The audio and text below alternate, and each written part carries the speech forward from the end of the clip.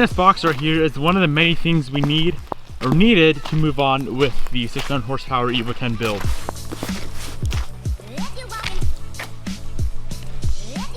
RIP.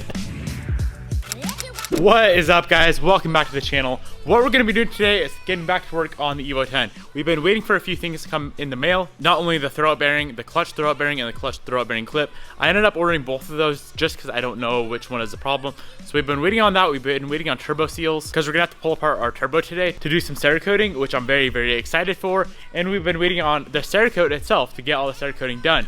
And as you can see, we got the Cerakote. I'm freaking excited for this stuff. Why we are going to be Cerakoting everything is, number one, not only to make everything look a lot better, because as of right now, all of the stuff for the turbo kit are pretty rusty. So what we're doing is the turbo, the exhaust manifold, the downpipe, the dump tubes for the wastegates. We're going to be doing the clamps. We're probably going to do some hardware as well. We're just going to be Cerakoting a lot of stuff. I want to clean this engine bay up while it's apart. And now is a perfect opportunity because everything's off the car. It'll be a lot easier to do it now versus later on down the road. So yeah, we're gonna be Cerakoting everything. It's gonna look a lot better, and not only that, all of the exhaust temperatures, or exhaust air, hot air, is gonna stay inside of the piping and hopefully not escape out into the engine bay. If you want to pick up your own Cerakote, I'll have it linked down in the description box below. Super amazing stuff. I have it on the Evo 8 exhaust manifold. I did that like a year ago, and it still looks pretty damn good to this day. So it's high quality stuff. This here is the Cerakote C7600, C7600 Glacier Black. I'll have this linked down in the description box below, boys. One very important thing. I wasn't even gonna mention this to you, boys, but I gotta stop saying boys. I see the comments. There's girls that watch this channel too. So boys and girls, I wasn't gonna tell you this, but I've already Cerakoted all the parts and nothing turned out. And it really disappointed me. And the reason nothing turned out is I didn't shake the bottle. I ended up calling Cerakote and like trying to diagnose why nothing turned out. And they asked me, how much do you shake it? I was like, oh, a few seconds. They recommend shaking the Cerakote 10 minutes on a paint shaker before you start using it. So guys, make sure if you're gonna buy this stuff and if you're gonna use it yourself, number one, make sure you shake it up a lot. Number two, make sure you wear like some good protection stuff. So I got a sweater on, I got a beanie on. I'm gonna be wearing a full face mask with like eye shield stuff. I'll be wearing gloves. Make sure you have good ventilation in your shop. I'm gonna have the doors open. Make sure you don't breathe this stuff in. That's pretty gnarly. Same thing as with any chemical though, like you really don't want to breathe it in. So yeah, without further ado, let's get after it. I'm gonna get out all of the components that we're gonna be coating. We're gonna be doing the dump tubes, the downpipe. I want to do the turbo if I can figure out how to do it properly. All the other stuff I want to sandblast, and I want to sandblast the turbo too, but obviously you can't just sandblast the turbo. You would kind of destroy it. So I'll have to figure out if I can get that thing completely torn apart enough to Cerakote. And then here is the ETS exhaust manifold we will be coating as well. This thing is pretty beefy and intricate, so it'll be a little bit interesting coating this, but I think we can get it figured out. Let's work on getting this turbo torn apart. I'm hoping I can coat it. I'm gonna do the silver too if I can. For sure, I know I can do the hot side of the turbo. This part right here, that's a little bit crusty. The center part is the cartridge. I don't know if I can do that. I'm gonna try my best.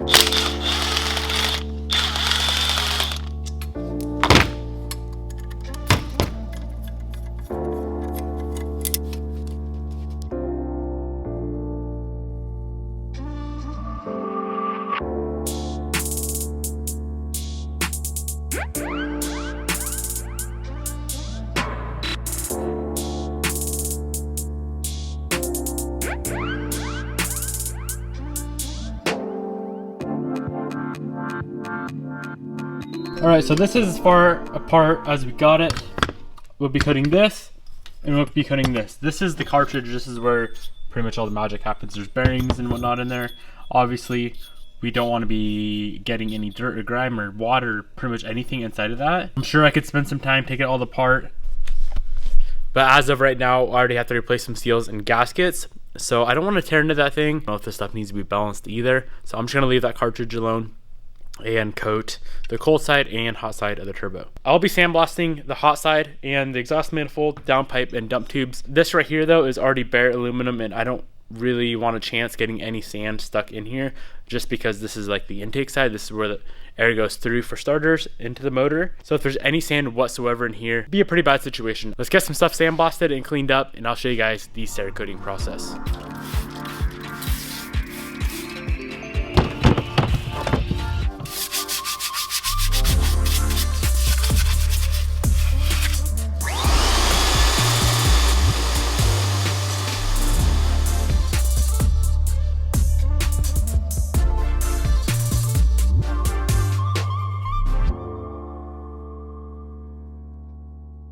So we got everything sandblasted. I did end up doing this heat shield right here. So this heat shield it's an aftermarket one. It sits right behind the turbo. It's a firewall heat shield. I decided I'm gonna do that black too. I think it should look pretty good. So what we're gonna do now is bring all the stuff over to the sink, clean it all off with some water and a greaser, and then right when we're done cleaning it, we're gonna bring it over here to the oven. This step isn't 100% necessary, but it's something they recommend doing. So 250 degrees on this oven. It's my powder coating oven, and we're gonna let the part sit in there for 30 minutes. And what that is gonna do is just evaporate any leftover like water, obviously from cleaning them, or any leftover oil as well. Putting it in the oven for 30 minutes at 250 degrees is gonna get all of that evaporated and burned off of there before we Cerakote it. Now I know a lot of you probably don't have a sandblaster, so if you want to just strip these down to bare metal using a grinder, or just clean them up as best as you can, you don't 100% have to use a sandblaster if you don't have one readily available at your use. Don't worry about sandblasting them, just get them as close to bare metal as possible.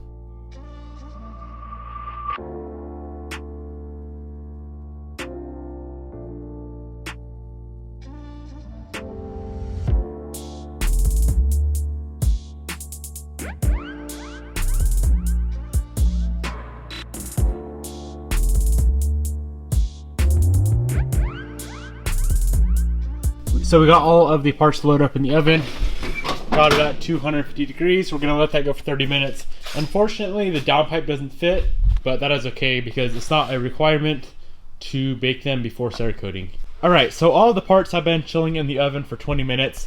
I'm gonna pull them all out. As you can see, they're in there. I'm gonna pull them all out. We gotta get them hung up on that ladder. We're gonna be spraying everything off that ladder.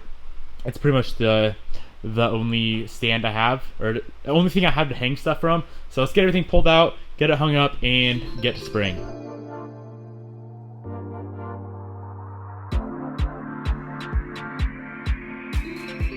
So the first thing we're going to be working on is this WTF tune. I think that's who made it. Yeah, it's pretty beefy heat shield. I probably should have done a little bit better of a sandblasting job, but I know this thing doesn't really see any heat, or not that much heat compared to like the turbo hot side or the manifold. So yeah, I probably should have sandblasted it better, but I'm a goon and I was kind of in a hurry. So we got the heat shield sitting here. We're gonna let it cool down for a while, probably 30-40 minutes. In the meantime, let's head over here and get set up. Make sure you're wearing gloves. You don't want, number one, you don't want your oil on the part you're gonna be coating. And number two, you don't want Cerakote on your hands. This stuff is kind of gnarly. So we got it all shaken up. I spent about 20 minutes shaking it. So off to the side. The only other things you're going to need is this HVLP spray gun and the mesh strainers. So this thing's all cleaned up. Oh wow, that thing's looking pretty sick. It's a little stained. Not sure why, but it's clean. So let's assemble the gun, and then we can start putting the Cerakote into this hopper. We got to put the hopper on and all that stuff first. But make sure before you put the Cerakote into the gun, you're using a paint strainer or a mesh strainer.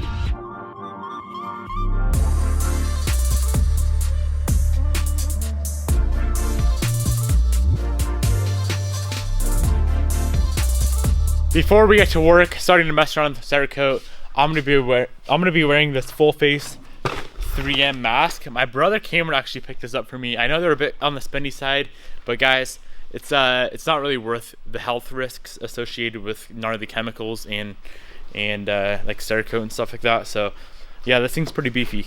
I might look kind of funny with it on, but it's well worth it.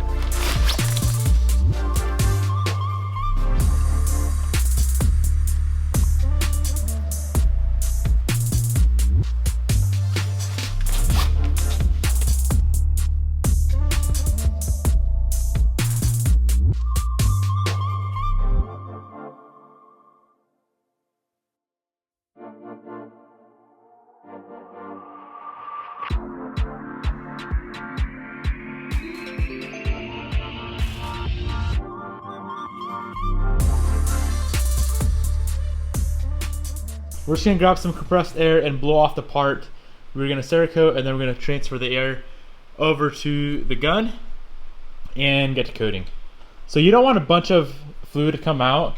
We're shooting for around a 1 mil thickness. It's really, really thin. It's not thick at all. So just one coat, 1 mil thickness, and we should be good to go.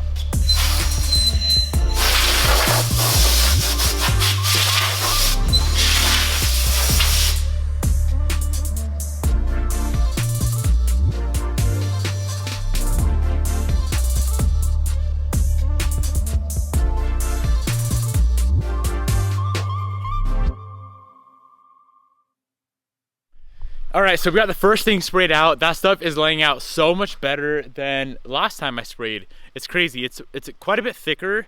It's still pretty watery, but I noticed last time it was super watery. I was getting pretty bad runs and drips everywhere, and it wasn't turning out whatsoever, so I know I was doing something wrong. This time though, it's turning out freaking amazing. I would highly recommend after spraying something out to like come outside, get away from that stuff for a while. Especially if you're not wearing a mask. I can still kind of smell it way out here outside the shop. So yeah, I would recommend getting away from that. You don't really want to be breathing it in. We're gonna let that heat shield dry for about 35-40 minutes, and then I'll probably store it maybe like in the woodshed, maybe in this trailer, the enclosed trailer, just somewhere out of the shop so I don't have to be breathing that stuff in as we work on the rest of the car. But yeah, let's go bang out the rest of the parts, guys. The exhaust manifold is gonna be a bit difficult because it's so like intricate. There's so many tight areas on that. Everything else should be really, really easy to do though. I'll show you all the products when we're all finished up. Let's just run a fat time lapse and bust through all this stuff, all right?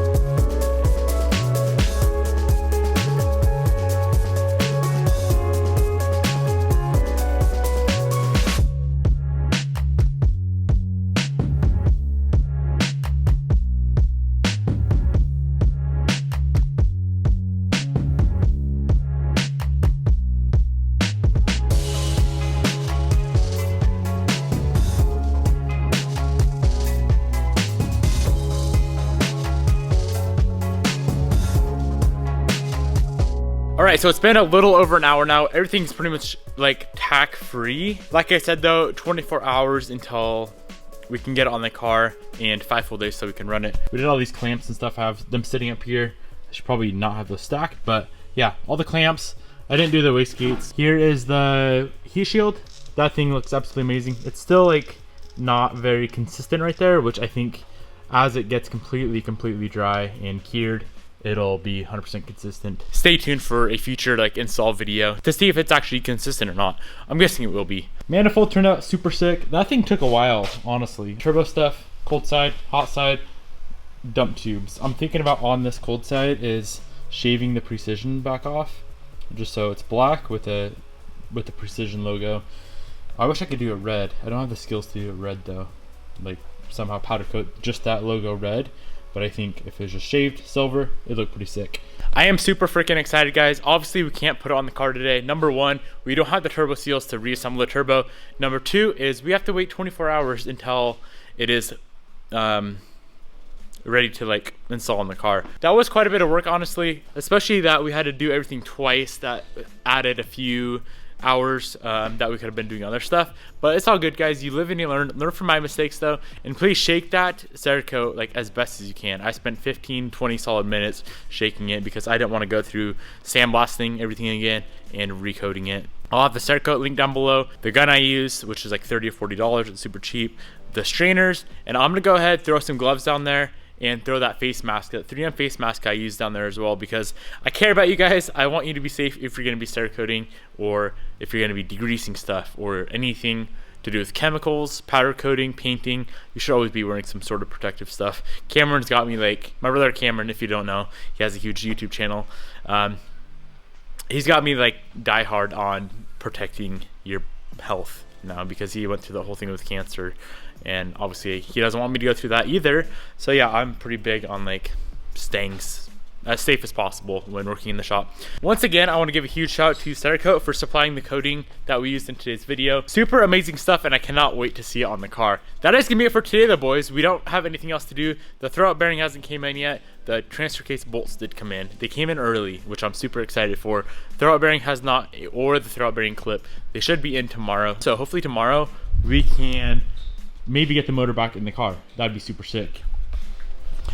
Thank you guys so much for watching. If you have any comments or questions regarding Cerakote or anything in today's video, drop a comment down below. I'll do my best to get back to you. Peace out. I'll see you tomorrow.